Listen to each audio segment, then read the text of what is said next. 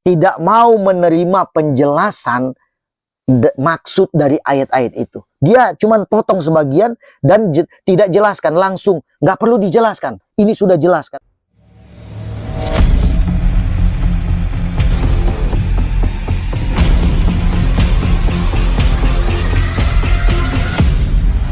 Shalom, salam sejahtera dalam kasih Tuhan Yesus Kristus. Kembali berjumpa dengan saya di dalam kajian Suara Kebenaran.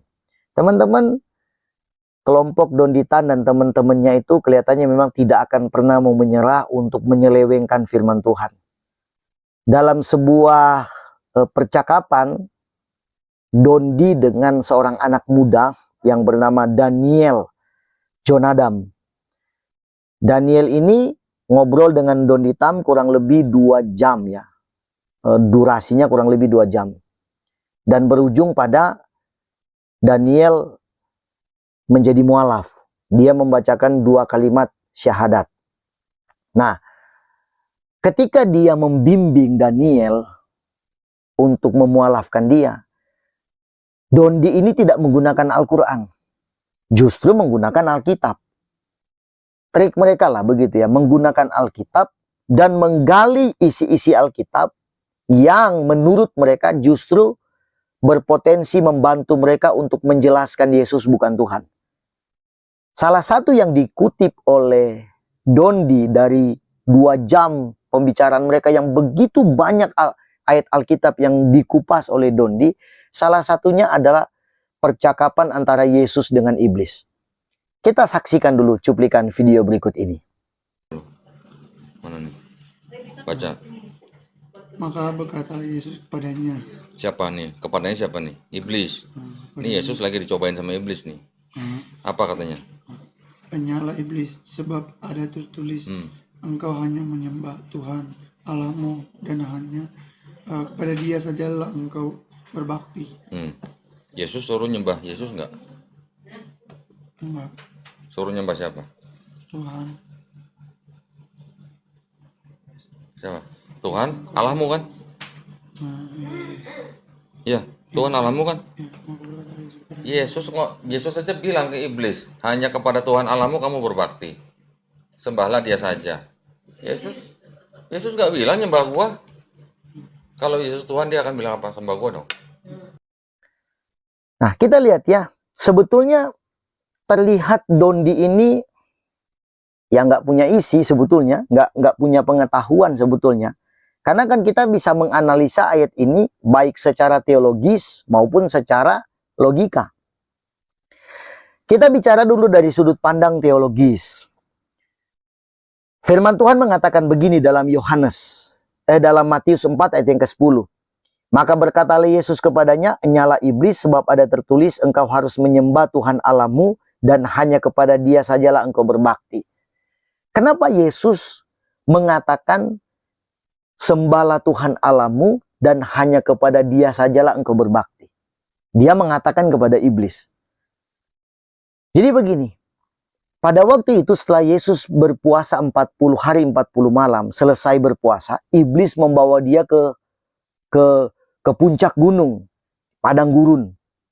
Lalu iblis mencobai Yesus, dalam tanda petik mencobai. Iblis ingin mencoba Yesus. Apakah Dia punya kekuatan atau bagaimana? Dari 3 tingkatan atau 3 jenis pencobaan yang dilemparkan iblis kepada Yesus, salah satunya yang ini. Kenapa ini ayat muncul?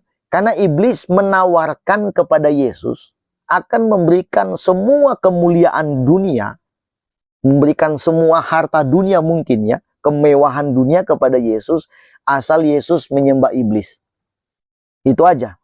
Nah, lalu Yesus dengan gagal langsung menemplak iblis dengan mengatakan, "Enyalah iblis, enyalah kau iblis. Sebab ada tertulis, engkau harus menyembah Tuhan Allahmu dan hanya kepada Dia sajalah engkau berbakti." Nah, Yesus mau menegaskan kepada iblis bahwa pusat penyembahan itu hanya kepada Tuhan, bukan kepada iblis. Jadi Yesus tampil gagah sebagai pribadi yang agung, pribadi yang mulia, yang mau menyatakan kepada iblis bahwa penyembahan hanya kepada Allah, hanya kepada Tuhan, bukan kepada iblis. Nah, pertanyaan kedua, kenapa Yesus tidak menggunakan nama Dia? Sembahlah aku dan berbaktilah kepada aku, karena aku adalah Tuhan.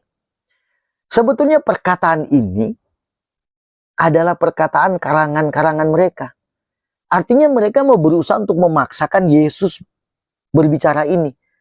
Yesus tidak perlu menyampaikan kepada iblis bahwa Dia Tuhan, karena memang iblis tahu bahwa Yesus itu adalah Tuhan. Buat apa Yesus menyampaikan kepada iblis Dia adalah Tuhan, kalau iblis sudah tahu Dia Tuhan? Nggak perlu disampaikan. Nah, jadi ketika ada orang-orang semacam Donditan yang mengatakan Yesus tidak menyebut dirinya Tuhan, ya nggak perlu ikutin gaya berpikir mereka. Nggak perlu, karena Alkitab punya kerangka berpikir sendiri yang menjelaskan Yesus adalah Tuhan. Yesus nggak perlu mengaku Dia Tuhan. Jawaban kedua adalah analogi. Tadi saya sudah mengatakan secara teologis. Sekarang bicara tentang logika, ya, bukan analogi, logika. Bicara tentang logika. Saya sepanjang tahu bahwa Presiden Indonesia itu adalah Jokowi, saya belum pernah mendengar kalau Jokowi itu mengaku dirinya presiden. Kita logikanya, ya. Belum pernah mendengar bahwa Jokowi kemanapun dia pergi mengaku dirinya, saya presiden, saya presiden. Nggak pernah. Kenapa? Nggak perlu dia mengaku bahwa dia presiden. Karena memang negara sudah melantik dia berdasarkan undang-undang dan konstitusi negara, dia sudah ditetapkan sebagai presiden karena terpilih pada waktu pemilihan presiden.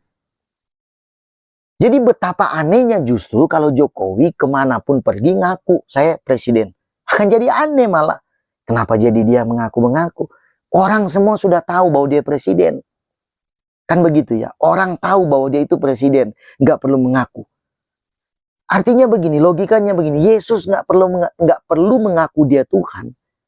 Karena ketuhanan Yesus itu sudah ditulis di dalam Alkitab dan itu turun dari surga.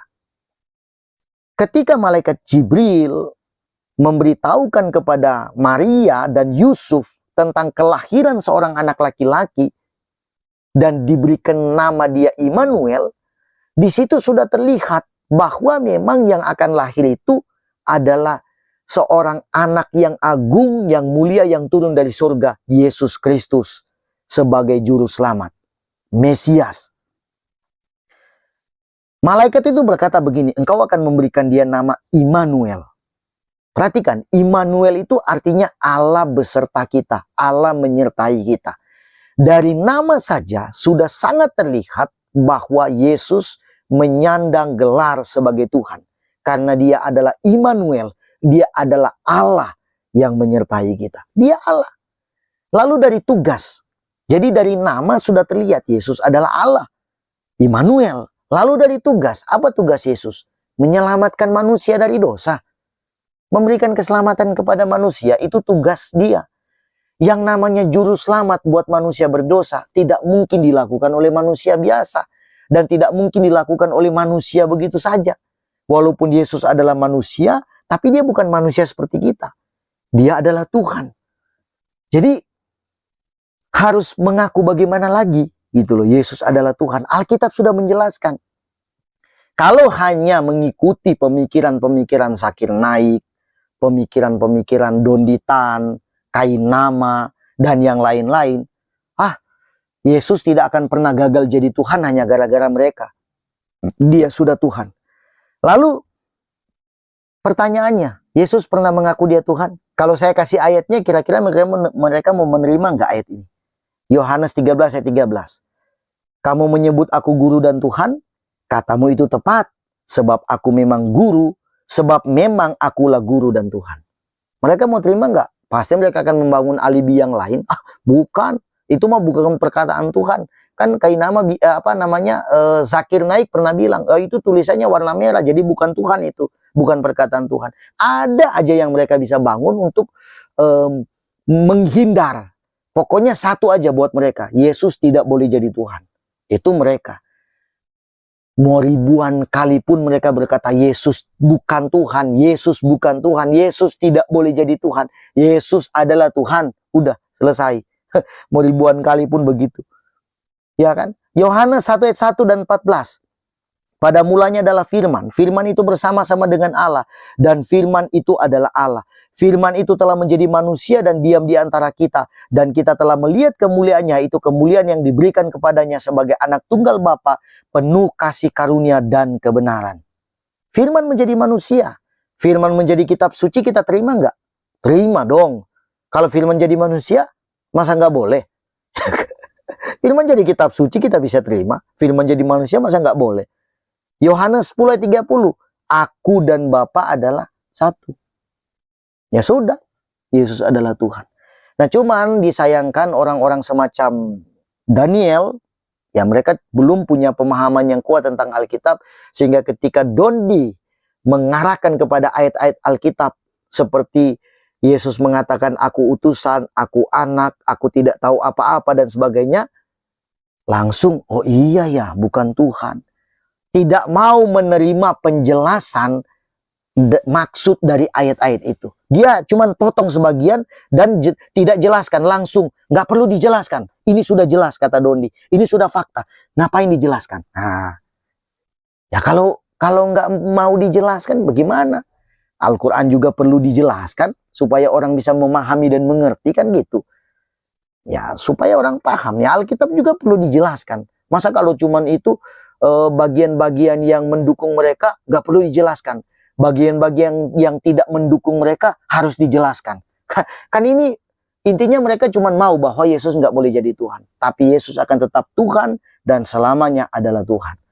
Mudah-mudahan teman-teman dapat diberkati oleh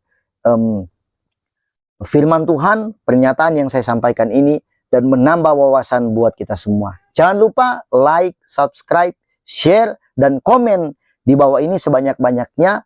Dan kita akan jumpa kembali pada video selanjutnya. God bless you.